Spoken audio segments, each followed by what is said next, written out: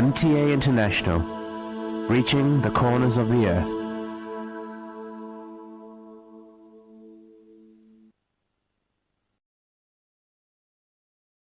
اس وقت ہم سیدنا حضرت امیر المومنین خلیفۃ المسیح رابع ایدہ اللہ تعالی بنصر العزیز کا ایک تاریخی خطبہ جمعہ آپ کی خدمت میں پیش کر رہے ہیں۔ حبیبنا صلی علی محمد صلی علی حبیبنا صلی علی محمد صلی علی رسولنا صلی محمد صلی علی رسولنا صلی علی محمد صلی علی محمد صلی علی محمد اشہد ان لا إلا الله وحده لا شريك له وأشهد أن محمدا عبده ورسوله أما بعد فأعوذ بالله من الشيطان الرجيم بسم الله الرحمن الرحيم الحمد لله رب العالمين الرحمن الرحيم مالك يوم الدين إياك نعبد وإياك نستعين اهدنا الصراط المستقيم صراط الذين أنعمت عليهم غير المغضوب عليهم ولا الضالين الذين يبلغون رسالات الله ويخشونه ولا يخشون أحدا إلا الله وكفى بالله حسيبا۔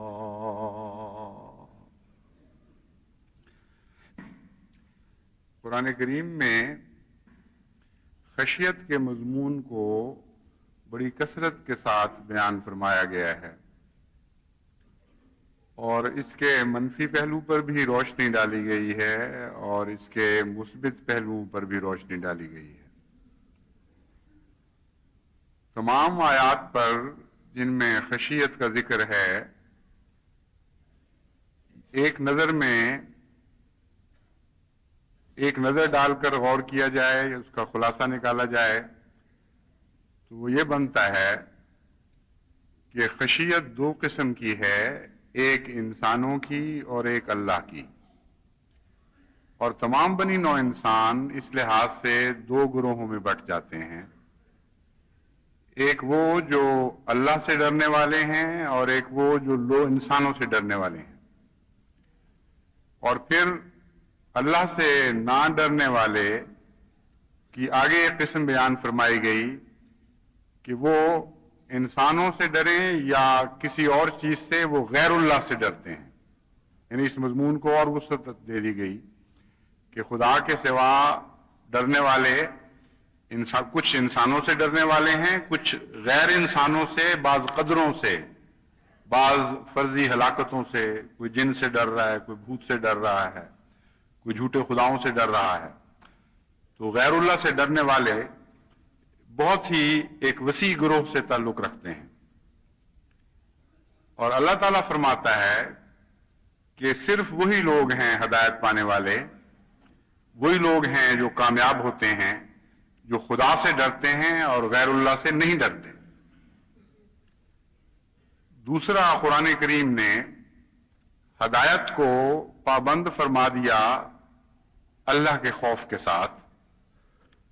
اور فرمایا کہ نصیحت کے ذریعے تم غیر اللہ سے ڈرنے والوں کو جب اپنی طرف مائل کرو گے تو جب تک غیر اللہ کا خوف ان کے دلوں پر غالب ہے وہ کبھی ہدایت نہیں پا سکتے۔ اس لیے تبلیغ کا ایک نہایت ہی عمدہ نقطہ بیان فرما دیا، اور تبلیغ کے لیے راہ کو آسان کرنے کا ایک طریق سکھا دیا۔ صرف وہی نصیحت پکڑتا ہے جو خدا سے ڈرتا ہے، اور اس کے سوا دوسرا نصیحت نہیں پکڑتا۔ اس مضمون کو قرآن کریم نے بارہا مختلف طریق پر بیان فرمایا۔ سَيَذَّكَّرُ مَن يَخْشَىٰ، جیسا کہ فرمایا إِلَّا تَذْكِرَةً لِمَن يَخْشَىٰ،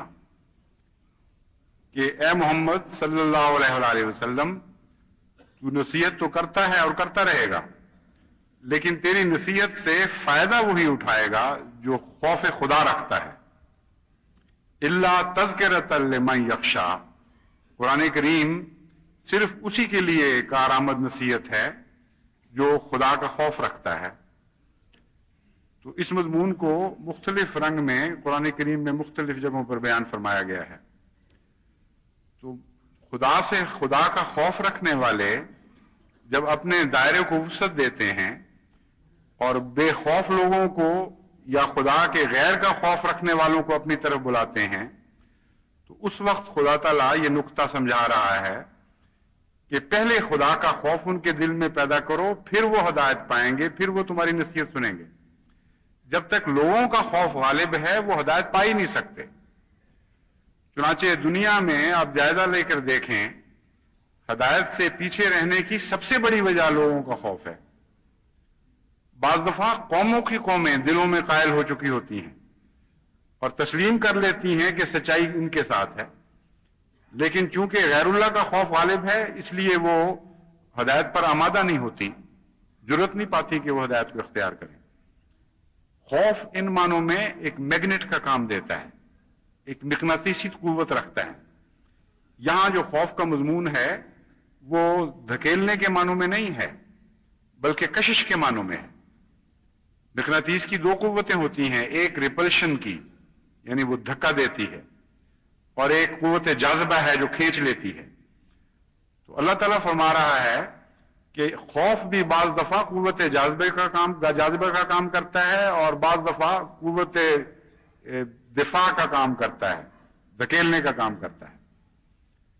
اور خدا کا خوف ہدایت کی جانب کھینچتا ہے بڑی قوت کے ساتھ، اور غیر اللہ کا خوف خدا سے دور دھکیل دیتا ہے اور غیر اللہ کی جانب کھینچتا ہے۔ تو جب تک ان مقناطیسی قوتوں کی پولرائزیشن آپ درست نہیں کرتے، جب تک ان کا رخ صحیح نہیں کرتے، آپ کامیاب ہو ہی نہیں سکتے، کیونکہ سب سے زیادہ بڑی قوت جس کا مقابلہ کرنے کی دوسری قوتیں راہ نہیں پاتی، ان کا بس نہیں چلتا، وہ مقناطیسی قوت ہے۔ اور عالم روحانیت میں، عالم دین میں بھی یہ اسی قسم کا سائنسی نظام کار فرما ہے۔ خصوصاً قرآن کریم کے مطالعہ سے تو ہمیں بہت ہی گہرا سائنسی نظام ملتا ہے جس کی تشبیہ ہے عالم ظاہری سے، اور قرآن کا عالم باطنی بھی اس کے مطابق بہت سے گہرے سائنسی مضامین اپنے اندر رکھتا ہے، اسی قسم کے قانون کار فرما ہے۔ تو جو مرض ہو اس کی درستی ضروری ہے، اور مرض یہی ہے ہدایت سے محروم رہنے میں کہ غیر اللہ کا خوف غالب رہتا ہے۔ تو براہ راست مرض کو پکڑنا چاہیے، کوئی مبلغ کامیاب نہیں ہو سکے گا جب تک پہلے مرض کو چھیل کر اور صاف کر کے دل سے پاک نہ کرے اور الگ نہ کرے، جھنجھوڑا جائے، ان کو کھل کر بات کی جائے. اور یہ وہ ایسی بات ہے جس کے نتیجے میں کوئی منافرت نہیں پیدا ہوتی، کوئی اشتعال انگیزی نہیں ہو سکتی. کوئی شخص یہ نہیں کہہ سکتا کہ اچھا تم خدا کا خوف دلاتے ہو، میں تمہیں جوتیاں ماروں گا یا میں ڈنڈوں سے تمہیں ٹھیک کروں گا. اور جب تک خدا کا خوف نہ ہو آپ کی اگلی بات قبول نہیں ہو سکتی. اور جب خدا کا خوف ہو جائے تو خدا کا خوف آپ کے لیے ایک سایہ پیدا کر دیتا ہے امن کا، آپ کے لیے دیواریں قائم کر دیتا ہے قلعے کی. اس قلعے پر حملہ نہیں ہو سکتا. تو کتنا عظیم الشان کلام ہے جو معاملات کی تہ تک اترتا ہے اور ہر معاملے میں پھر انسان کی رہنمائی فرماتا ہے. اس کے باوجود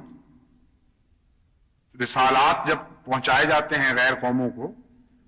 تو کچھ ایسے ہیں جو خوف خدا پر آمادہ نہیں ہوتے، ڈرانے کے باوجود وہ اللہ کا خوف نہیں کرتے اور غیر اللہ سے مغلوب ہو چکے ہوتے ہیں. ان سے بھی واسطہ پڑتا ہے. اللہ تعالیٰ یہ نہیں فرماتا کہ جب تک وہ خوف نہ کر لے اس وقت تک تمہیں پیغام نہیں دینا. یہ توجہ دلاتا ہے کہ پہلے خدا کا خوف پیدا کرو تاکہ تمہیں کامیابی نصیب ہو. چونکہ اس کا کوئی ایسا پیمانہ نہیں ظاہری کہ معلوم ہو جائے کہ واقعتاً فلاں کے دل میں خوف داخل ہو چکا ہے اور فلاں کے دل میں نہیں ہوا. اس لیے ایسا امکان ہے، کھلا احتمال ہے کہ آپ خدا کا خوف دلانے کے بعد جب بات شروع کریں تو چونکہ خدا کا خوف نہیں اور بنی نوع انسان کا خوف ہے اس لیے آپ کی مخالفت شروع ہو جائے. چنانچہ حضرت صلی اللہ علیہ وآلہ وسلم کو یہ تبلیغ کا راز سکھایا گیا اور آپ سے بہتر اس کو کوئی نہیں سمجھتا تھا. اور آپ نے سب سے پہلے خوف خدا کی بات کی ہے، اللہ کی طرف متوجہ کیا ہے، غیر اللہ کا خوف دور کرنے کی کوشش کی ہے. اور اس کے بعد پھر رسالات ربی یعنی اپنے رب کے رسالات کو، پیغامات کو آپ نے پہنچانا شروع کیا.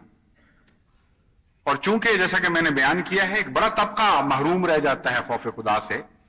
پھر ان سے خدا کا خوف دلانے والوں کو خوف شروع ہو جاتے ہیں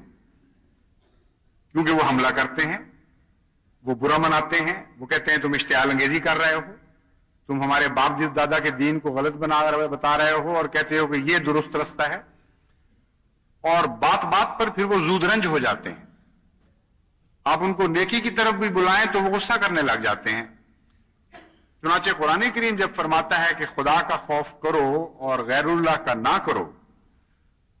تو یہ معنی نہیں ہے کہ آپ کو خطرات سے بے خبر رکھ کر یہ تعلیم دے رہا ہے. کیسی عظیم الشان سچی اور صاف گو کتاب ہے. بلاتا تو اسی طرف ہے خدا کہ غیر اللہ کا خوف نہ کرو اور صرف خدا کا خوف کرو، لیکن ساتھ یہ بھی بتاتا ہے کہ اس کے نتیجے میں تمہارے لیے خطرات ضرور درپیش ہوں گے. چنانچہ اسی آیت میں جس کی میں نے تلاوت کی ہے اللہ تعالیٰ فرماتا ہے الذین یبلغون رسالات اللہ ویخشونہ، وہ لوگ جو اللہ کے پیغام لوگوں تک پہنچاتے ہیں، ویخشونہ، اور پیغام پہنچانے کی وجہ بھی خدا کا خوف ہی ہوتا ہے. وہ خدا سے اپنے لیے بھی ڈرتے ہیں لیکن ان کے خوف میں خود غرضی نہیں پائی جاتی، وہ غیروں کے لیے بھی خدا کا خوف کھانے لگ جاتے ہیں. چنانچہ قرآن کریم میں دوسری جگہ ایسے فرشتہ صفت انسانوں کا ذکر ہے جو غیروں کے لیے استغفار کرتے رہتے ہیں، اور عالم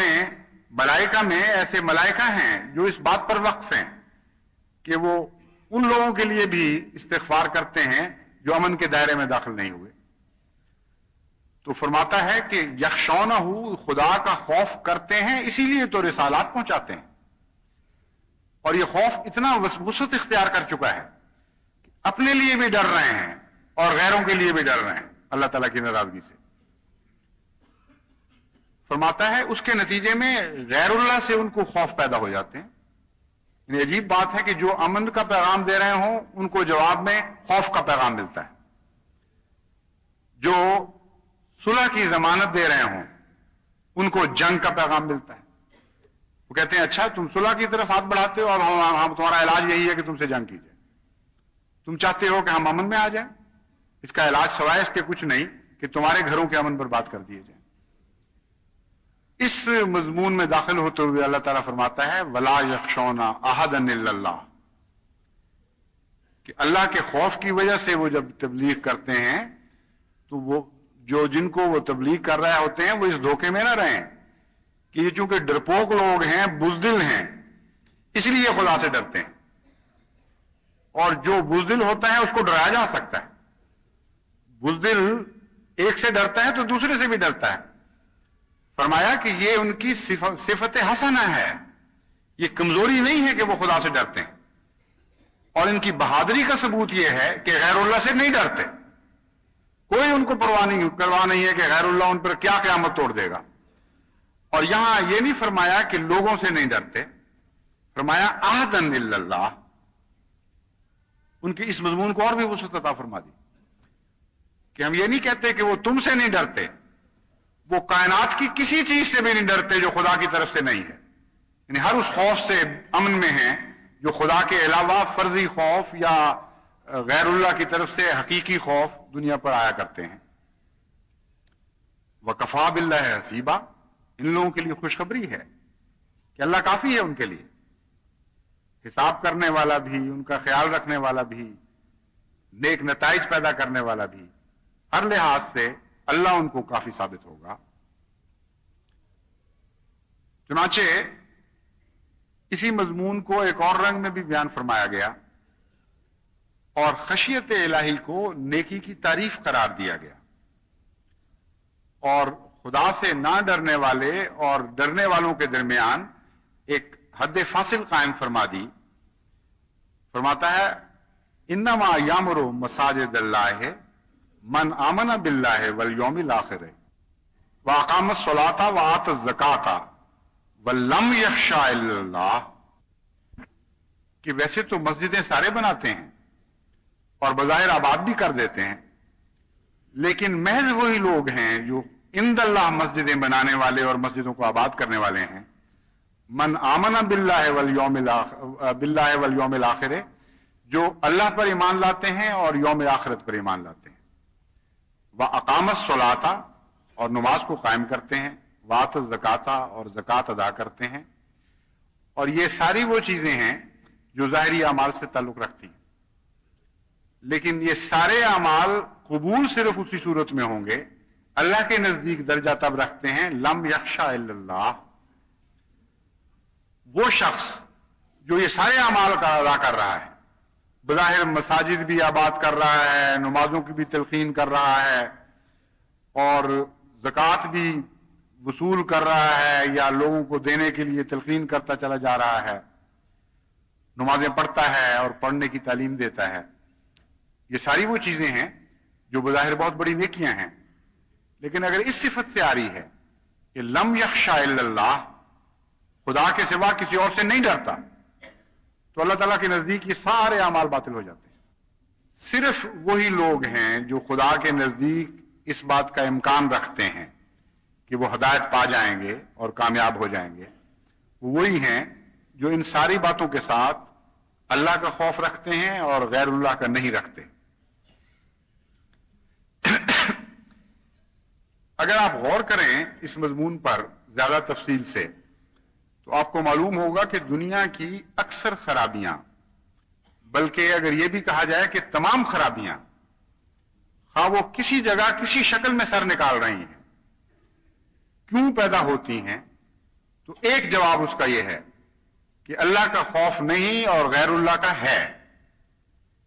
جتنے غلط سیاسی فیصلے دنیا میں ہو رہے ہیں، جتنی بڑی تباہیاں آ رہی ہیں، ان سب کا تجزیہ کر کے دیکھیں تو یہیں جا کر تان ٹوٹے گی۔ چنانچہ بعض ملک اس لیے کہ اپنے ملک کے لوگوں کے خیالات سے ڈر رہے ہیں، یہ فیصلے کر لیتے ہیں کہ فلاں ملک پہ حملہ کر دیں تاکہ توجہ بڑھ جائے۔ وہ جتنا فساد پھیلے گا، جتنا خون ہوگا، جتنے مظالم ہوں گے،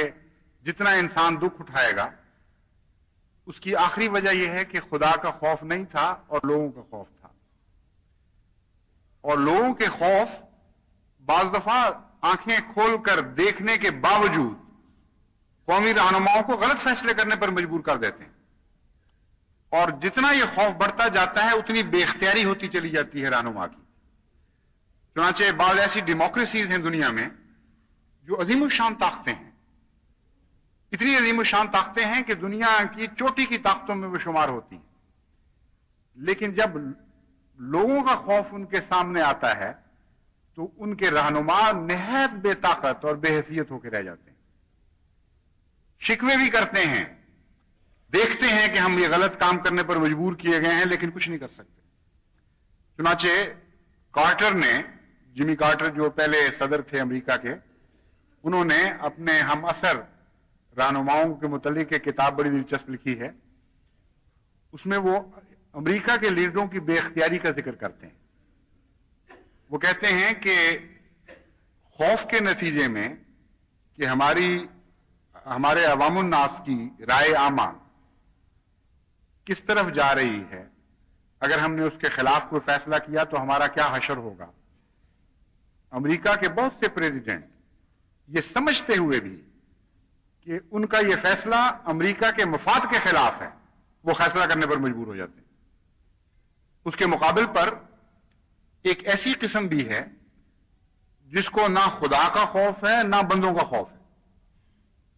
وہ اس قسم سے اس لحاظ سے بہتر ہیں کہ جو بھی فیصلے کرتے ہیں وہ عوام الناس سے نہیں ڈرتے، اپنے ملک کے مفاد میں جو سمجھتے ہیں بہتر وہ کر جاتے ہیں. چنانچہ کارٹر کے نزدیک جتنی بھی اشتراکی دنیا ہے یہ اس قسم میں داخل ہے. وہ کہتے ہیں یہاں کامل ڈکٹیٹرشپ ہونے کی وجہ سے انہوں نے چونکہ رائے عامہ کی پرواہ کوئی نہیں کرنی، اور رائے عامہ کو طاقت ہی کوئی حاصل نہیں ہے، جب چاہیں کچل دیں، جس طرف چاہیں رائے عامہ کو رخ موڑ دیں، اور رائے عامہ کچھ اور ہو اور یہ کہیں کہ یہ ہے تو ان کی بات مانی جائے، رائے عامہ کی سنی ہی نہ جائے. یہ کیفیت چونکہ ہے اس لیے وہ اپنے ملک کے مفاد میں بہرحال صحیح فیصلہ کرنے کے مجاز ہیں، اور ان میں ایک طاقت ہے جو ماڈرن ویسٹرن ڈیموکریسیز کو حاصل نہیں ہے. چنانچہ ایک ایسی قسم بھی سامنے آئی جو غیر اللہ کا خوف بھی نہیں کھاتی لیکن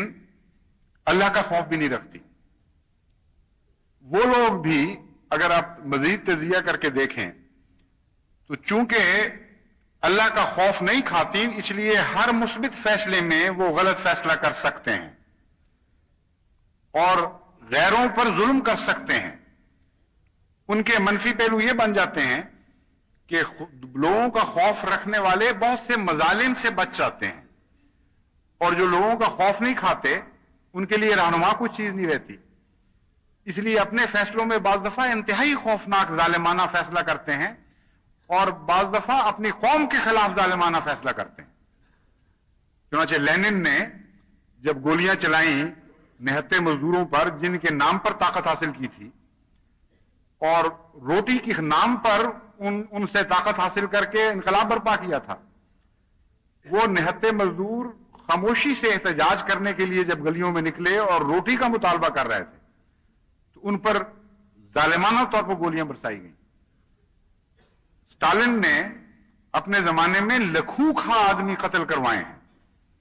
اس لیے کہ بے خوفی کے نتیجے میں بہراروی بھی پیدا ہو گئی، کیونکہ صحیح راستے پر چلنے کے لیے اللہ کا خوف درکار ہے. تو کچھ فوائد بھی ہوں گے انسانوں سے بے خوفی میں اور کچھ نقصان بھی ہیں، اور نقصان اگر بالعموم آپ دیکھیں تو زیادہ ہو جاتے ہیں. اس لیے یہ لوگ بھی مومنوں کے مقابل پر کوئی حیثیت نہیں رکھتے. چنانچہ آپ اور بھی تجزیہ کر کے دیکھیں ملک کے اندرونی فیصلے، بیرونی فیصلے، جہاں جہاں بھی انسان کا خوف سامنے آئے گا وہاں رہنما فیصلے غلط کرنے پر مجبور ہوتے چلے جاتے ہیں.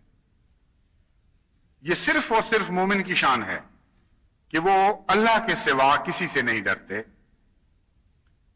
جیسا کہ میں نے بیان کیا تھا، یہ فرمانے کے بعد، یہ تجزیہ کرنے کے بعد قرآن کریم پھر مومنوں کو خوب اچھی طرح متنبع کرتا ہے. کہتا ہے جب ہم کہتے ہیں کہ تم ہمارے خوف کے سوا کسی کا خوف نہیں رکھتے تو یہ مطلب ہرگز نہیں ہے کہ تمہارے لیے خوف کے سامان نہیں اکٹھے کیے جائیں گے. وہ تو بہت اکٹھے کیے جائیں گے، آگے بھڑکائی جائیں گی، دھمکیاں دی جائیں گی اور بڑے گہرے منصوبے بنائے جائیں گے. کہ تمہیں جس طرح بھی ہو سکے صفحہ ہستی سے نیست و نابود کر دیا جائے،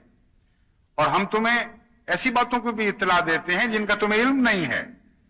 ایسے خوفوں سے بھی متنبع کرتے ہیں جن پر تمہاری نظر نہیں ہے۔ چنانچہ اس مضمون کو بیان کرتے ہوئے اللہ تعالیٰ فرماتا ہے وَدُّوا مَا عَنِتُّمْ قَدْ بَدَتِ الْبَغْضَاءُ مِنْ أَفْوَاهِهِمْ وَمَا تُخْفِي صُدُورُهُمْ أَكْبَرُ قَدْ بَيَّنَّا لَكُمُ الْآيَاتِ إِن كُنتُمْ تَعْقِلُونَ، کہ دیکھو وہ تمہارا بھلا نہیں چاہتے، یہ ہم تمہیں ابھی بتا دیتے ہیں۔ یہ خیال کر لینا کہ تمہاری خیر سگالی ان کے لیے ان کے دل میں ہوگی، ہرگز نہیں۔ صرف اللہ کا خوف رکھنے والا ہے جو اپنے سوا دوسروں کا بھلا چاہتا ہے۔ جو خدا کا خوف نہیں رکھتا اور بندوں کا خوف رکھتا ہے وہ عاری ہو جاتا ہے اس صفت سے کہ کسی اور کا بھلا چاہے۔ قد بدت البغضاء من افواہہم، تمہیں تو صرف ان باتوں کا علم ہے جو اپنی زبان سے کہہ چکے ہیں اور اقرار کر چکے ہیں کہ ہم تمہیں یہ سمجھتے ہیں اور تمہیں یہ سمجھتے ہیں،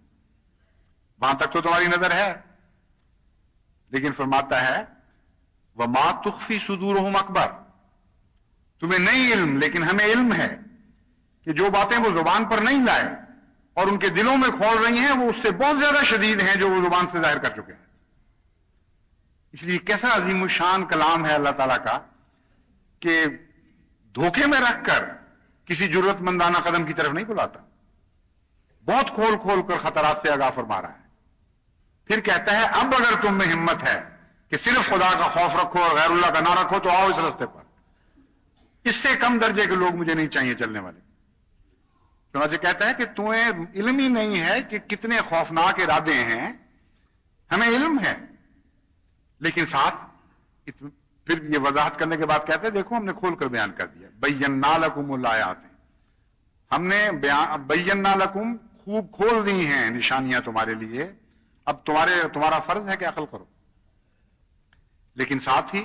ایک خوشخبری بھی دیتا ہے، فرماتا ہے انہم یکیدون کیدا واکید کیدا فمہل الکافرین امہلہم رویدا، جب تم نے میرا خوف اختیار کر لیا اور میں تمہیں بتا چکا ہوں کہ تمہیں یہ بھی پتہ نہیں کہ کس طرف سے حملہ ہوگا اور کس شکل میں ہوگا،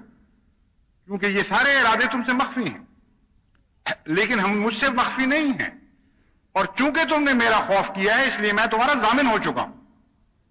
اب میں تمہاری خاطر تدبیریں کروں گا، کیونکہ تمہیں تدبیر کا اختیار ہی کوئی نہیں، جب پتہ ہی نہیں کہ دشمن کی تدبیر کیا ہے تو تم مقابل کی تدبیر کیا کر سکتے ہو۔ فرمایا انہم یکیدون کیدا، ہم تمہیں بتاتے ہیں کہ خوب تدبیریں کر رہے ہیں وہ تمہارے خلاف، لیکن میں بھی تو غافل نہیں بیٹھا ہوا، واکید کیدا، اور میں بھی ایک تدبیر کر رہا ہوں، فمہل الکافرین امہلہم رویدا، ان کو رہنے دو اس حال میں، پھر دیکھنا کہ خدا کی تدبیر غالب آتی ہے یا ان کی تدبیر غالب آتی ہے۔ یہ فرمانے کے بعد کہ ما انتم بدو ما انتم، وہ تمہارا برا چاہتے ہیں، یہ بھی ہمیں الگ جگہ تسلی دے دی کہ تم نے ان کے لیے تدبیر ان کے خلاف نہیں کرنی، نہ تم کر سکتے ہو۔ اس کے بعد ایک عجیب نصیحت فرمائی ہے یا توقع رکھی ہے مومن سے، فرماتا ہے کہ ان دشمنیوں کے باوجود یہ ساری باتیں ہم تم پر کھول رہے ہیں، جس طرح ہم ان کے دلوں کا حال جانتے ہیں اس طرح تمہارے دلوں کا حال بھی جانتے ہیں، کہ تم تو عجیب مخلوق ہو، محمد مصطفیٰ صلی اللہ علیہ وآلہ وسلم نے عام انسانوں سے ایک الگ تخلیق کر دی ہے، یہ خلق آخر بن چکے ہو تمہاری یہ کیفیت ہے، ہم گواہی دے رہے ہیں کہ تم ان سے پھر بھی محبت کر رہے ہو، جانتے ہوئے کہ وہ تم سے محبت نہیں کرتے۔ بعض لوگ سمجھتے ہیں کہ یہ نعوذ باللہ من ذالک گویا خدا تعالیٰ نے منع کیا ہے کہ محبت نہیں کرنی چاہیے ان سے، تم تو محبت کرتے ہو حالانکہ وہ محبت نہیں کرتے۔ ہرگز یہ مضمون نہیں، کیونکہ ساتھ ہی فرمایا وَتُؤْمِنُونَ بِالْكِتَابِ كُلِّهِ، یہ جو تمہاری کیفیت ہے یہ اس وجہ سے نہیں ہے کہ خدا تعالیٰ کے احکام کے بعض حصوں پر تمہاری نظر ہے اور بعض پر نہیں ہے، یہ کیفیت پیدا ہی ان کے دلوں میں ہوتی ہے جو کلیتاً کتاب پر ایمان لاتے ہیں۔ کسی ایک آیت کے ایک زیر زبر سے بھی فرق نہیں کرتے. ساری کتاب و کتاب، سارے احکام الہی، سارے اوامر، تمام نواہی پر نظر رکھنے کے بعد پھر جو ان کا دل بنتا ہے، جو شکل اختیار کرتا ہے، یہ ہم بتا رہے ہیں. وہ یہ ہے تحبونہم، ایسے ہو تم لوگ، ہو عجیب و غریب لوگ ہو. تحبونہم ولا یحبونکم، تم ان سے محبت کرتے ہو اور وہ تم سے محبت نہیں کرتے. یہاں پہنچ کر ایک اور بات بھی بڑی کھل کر روشن ہو جاتی ہے کہ دعوے تو سب کرتے ہیں ایمان کے اور سمجھتے ہیں کہ ہم مومن ہیں اور دوسرا نہیں، لیکن علامتیں اتنی مشکل رکھ دی اللہ نے کہ وہ ہر دعوے دار جو سچا نہیں ہے اپنے دعوے میں اختیار ہی نہیں کر سکتا. مومن کی یہ علامت بتائی جو سچا ہے کہ وہ غیر سے نفرت نہیں کرتا، اور باوجود اس کے نفرت نہیں کرتا کہ شدید گالیاں دیتا ہے غیر ان کو، ان کے خلاف اپنے بد ارادوں کو کھلم کھلا ظاہر کرنے لگ جاتا ہے، اور اس کے باوجود بھی ان سے نفرت نہیں کرتا کہ اللہ تعالیٰ ان کو مطلع کر رہا ہوتا ہے کہ ان کے دلوں میں اس سے بھی زیادہ بد ارادے ہیں. ان ساری باتوں کو بیان کرنے کے مان بات فرمایا، سن چکے ہو نا یہ ساری باتیں اے محمد، اب میں بتاتا ہوں کہ تمہارے اور تمہارے ماننے والوں کے دلوں کی یہ کیفیت ہے کہ اس کے باوجود ان سے محبت کرتے ہو اور محبت کرتے رہو گے، اور اس بات سے بے نیاز ہوگے کہ یہ تم سے محبت کرتے ہیں کہ نہیں کرتے. یہ ہے ایمان والوں کی نشانی. اور جو ایمان نہیں لاتے ان کی نشانی یہ رکھ دی کہ وہ اپنے سے غیر کے لیے نفرت رکھتے ہیں، ان کے لیے بدتدبیریں سوچتے رہتے ہیں، ان کو نقصان پہنچانے کی کوشش کرتے ہیں، اور لطف اٹھاتے ہیں اس بات میں کہ کسی کو نقصان پہنچائیں. تو اس سے بڑی کھلی سورج کی طرح روشن دلیل حق اور باطل میں تمیز کرنے والی ہو کون سی سکتی؟ بس خوشخبری ہو اس جماعت کو جس کے حق میں قرآن یہ دلائل پیش کر رہا ہے. بے نیاز ہو جاتی ہے وہ جماعت غیروں کی زبان سے، اس کو کوئی پرواہ نہیں رہتی اس بات کی کہ دنیا کی کوئی طاقت اس کو کیا سمجھتی. وہ علامتیں جو قرآن نے ظاہر فرما دی ہیں وہ ان کے اعمال میں بول رہی ہوتی ہیں اور تصدیق کر رہی ہوتی ہیں کہ صرف یہی مومن ہے، صرف یہی مومن ہے، صرف یہی مومن ہے اور صرف یہی مومن ہے.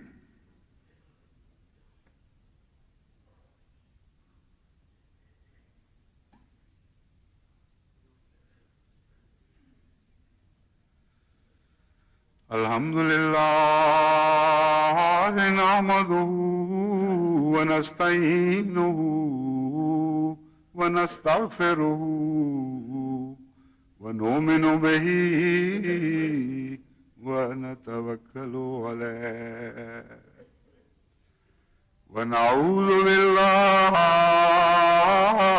من شرور انفسنا ومن سیئات أعمالنا من يهده الله فلا مضل له ومن يضلله فلا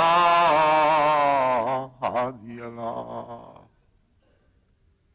ومن يضلله فلا هادي له ونشهد أن لا إله إلا الله وحده لا شريك له ونشهد أن محمدا عبده ورسوله.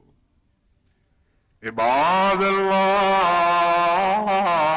رحمكم الله، إن الله يأمر بالعدل والإحسان وإيتاء ذي القربى وينهى عن الفحشاء والمنكر والبغي يعظكم لعلكم تذكرون. اذكروا الله يذكركم وادعوه يستجب لكم ولذكر الله أكبر.